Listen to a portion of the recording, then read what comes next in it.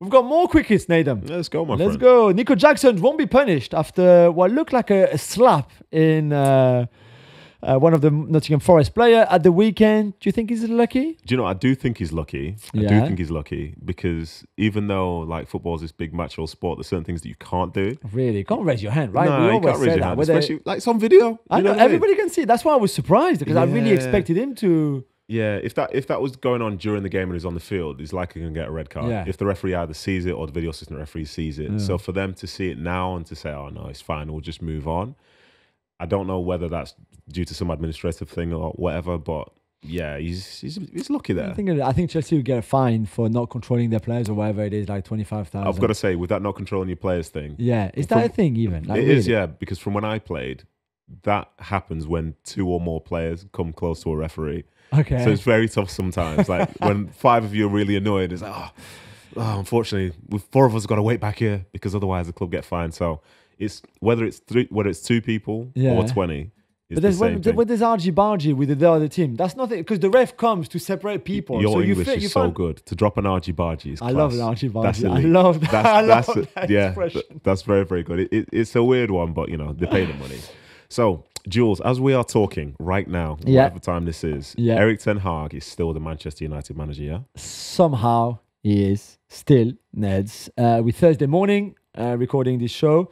He's still there very much. There was a big meeting, as you know, on Tuesday, which was planned before the bad week that they had with Spurs and Porto and Villa, etc., where they talked for 7 hours in total at the Ineos headquarters in London with all the hierarchy. Everybody was there. And if you thought that maybe after that they would decide one way or another, because they could also have said, listen, we're going to back him up, keep him until the end of the season for sure, and make a statement about it. They didn't do that. They could have sacked him, obviously, which I was expected, and say, yeah, it's the end of the road for him. They didn't do that. So I guess there's a little bit of uncertainty too, because they haven't confirmed one way or the other. But for now, he's still, I think, he's having a few days off, isn't he? Yeah, I believe so. Yeah, it's perfect. But like I say, he's gone on holiday, but is it a one-way ticket? It could be. We'll soon find out. But mind you, he was on holiday in the summer when they went to see him and said, Erik, we're going to keep you. Well, maybe he expected to get fired, but he was not fired.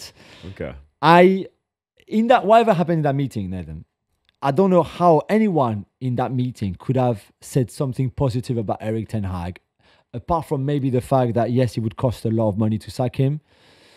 But it's Manchester United. They have plenty of money. So I can't see why you would keep him for much longer, really. Nothing is going to improve. Well, we know that. It must be cheaper. Yeah, maybe it's cheaper. But is that how you run a football club? One of the biggest football clubs in the world? Because it's cheaper? Listen, I prefer not to. I'm not getting involved. Andres Iniesta confirmed his retirement this week. We knew it was coming. We discussed it a little bit with Gab last week. But what's your memory of him? So, from when I was growing up, I supported Man City when City weren't in the Premier League. I was a ball boy there. But teams that I used to like outside of that, I used to love Arsene Wenger's Arsenal. Yeah. I used to love them with like Ian Wright, Thierry Henry. But then the other team I used to love was Barcelona. Yeah. I used to love... This is Barcelona from when they had Ronaldo. Yeah. And then you have in Romario, Rivaldo. And then I remember really falling in love with football when the midfield was Xavi, Iniesta and Busquets. Yeah. That's, for me, possibly the best midfield I've ever seen. And the way that they would all play slightly differently, but then still be able to dictate, run a game. And Iniesta very much fell into that. Yeah. Some of these little skills that he did. And he's obviously a bit older than me, but I didn't score many goals. Yeah. But I scored one goal, which was all right. And it was the one against Chelsea for Sunderland in 2010. And if you look, the first move I did to get through in the dribble is the Iniesta. It's the Iniesta kind and of... I saw that from Iniesta. Two inside of his foot, like the flip-flap with the inside of his feet. And that move to me, I can't think of anyone else that was doing it around that time. So funnily enough... You and him. I wouldn't say like our moves are comparable as such, but on reflection, like that's why I even knew the move was a thing, because I used to watch him do it. Yeah. So it's a shame that he's retired, but what a career he's had. Incredible. And without question, one of the best footballers we've ever seen. And, you know, for him, you can think about the sort of like club honours, but they can also think about the fact he scored the winner in a World Cup final, which is pretty much every footballer's dream, whether it's boy or girl, anything. That is a dream come true. Probably the greatest Spanish player. I know they've had a lot of others really, really world-class players. But even ahead of Xavi, maybe, ahead of Busquets, ahead of Raúl, ahead of, I don't know, Sergio Ramos, Puyol, whoever you want. I think it was that good. So you can make a case for it. But Jules, let's change the tone a bit. It wasn't a great night for the Arsenal women, was it, in the Champions League? It wasn't. Ned, they went away at Bayern Munich. They took the lead as well. What looked, I thought, okay for the first half hour, and then just a massive collapse in the second half. They lost 5-2. 5-2, which I think is a bit of a humiliating defeat for United de World, who is a bit under pressure now. Let's be honest. They drew 0-0 against Everton at the weekend in the WSL. They dropped points against City, although I thought they played really well against City for that opening match of the season. And they've got Chelsea coming up at the weekend at the Emirates again. So if there's one moment where, when you say like some games matter really, Arsenal-Chelsea game is always big in the WSL because they are title contenders with City. It will be one of them three who win it at the end. But maybe for Jonas, it's ever been, I'm not sure many games since he took over Arsenal has been that important than the one on Saturday, because if they don't win that one, I think the pressure will intensify even more, So we'll have to see.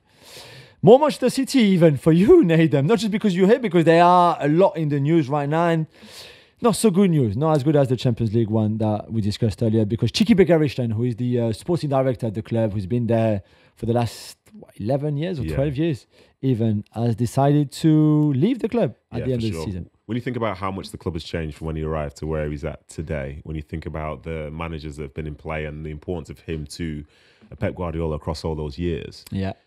And I've been lucky enough to spend some time with him, and he loves football.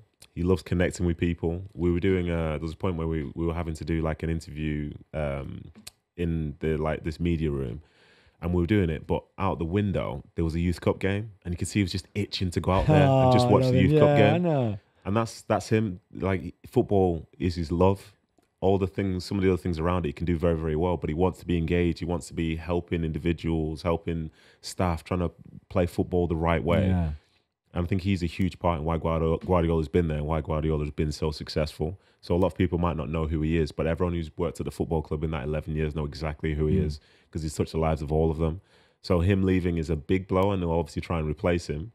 But I guess it'll just have to be done differently because, as I say, he's been one of the most important people in the 11 years. But anyway, massive news in Paris, Jules, and it doesn't involve PSG. No, and we mentioned a little bit in our club chat, because Paris FC, which is one of the other clubs in Paris who play in the second division, the top of the table, with big ambitions to go up, is about to be taken over by the Arnault family, who own Louis Vuitton, LVMH Group. Their fortune is 190 billion euros. Okay. That's how rich they are. So good for them.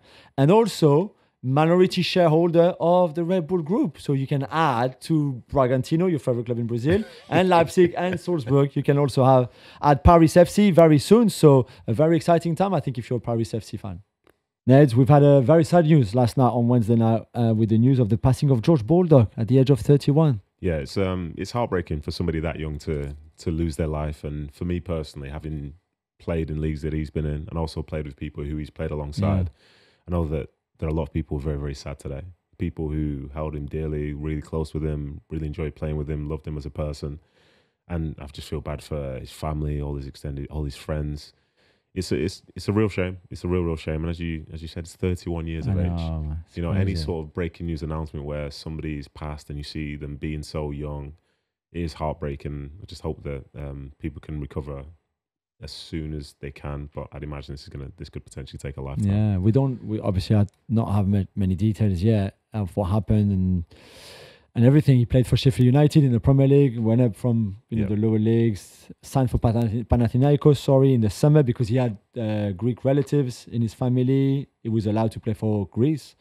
So he was a full Greek international and really 31 in the heart of his career. So really sad news. It's heartbreaking. And Jules, unfortunately, we've got to finish the show with even more sad news. Yeah, because we also had the passing this week of one of the greats of the history of the game. Johan Niskens, the former Dutch international who played for Ajax, played for Barcelona, then went to play in what was before the MLS in the US, before MLS in the US.